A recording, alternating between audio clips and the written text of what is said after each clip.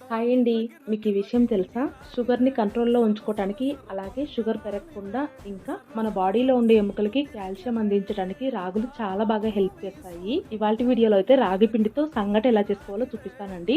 First ఒక చిన్న cup నిండా రేషన్ బియ్యం తీసుకొని శుభ్రంగా కడిగేసుకోవాలి. ఇక్కడ నేను తీసుకున్న కప్పుతో అయితే ఇద్దరికైతే సంగటి పర్ఫెక్ట్‌గా సరిపోతుంది. కడుక్కున్న బియ్యంలో ఒక కప్పుకి 8 కప్పులు నీళ్లు వేసి కుక్కర్ మూత పెట్టేసి 2-3 విజిల్స్ రానిచ్చుకోవాలి. ఒకవేళ ఎక్కువ క్వాంటిటీలో చేసుకుంటున్నట్లయితే ఒక కప్పు బియ్యానికి 6 కప్పుల వరకు నీళ్లు వేసుకుంటే సరిపోతుందండి. కుక్కర్లోని ఆవిరి మొత్తం పోయిన తర్వాత మూత తీసి ఇప్పుడు కుక్కర్ని మళ్ళీ స్టవ్ పైన పెట్టుకుని సిమ్లో ఉడికించుకుంటూ అందులోకి 1.5 కప్పు వరకు రాగిపిండి వేసుకుని కాసేపు ఉడకనివ్వాలి. తర్వాత అన్నం అలాగే రాగిపిండి మొత్తం బాగా కలిసిపోయేలాగా ఒక చెక్క గరిటెతో కలుపుకుంటూ ఉండాలి.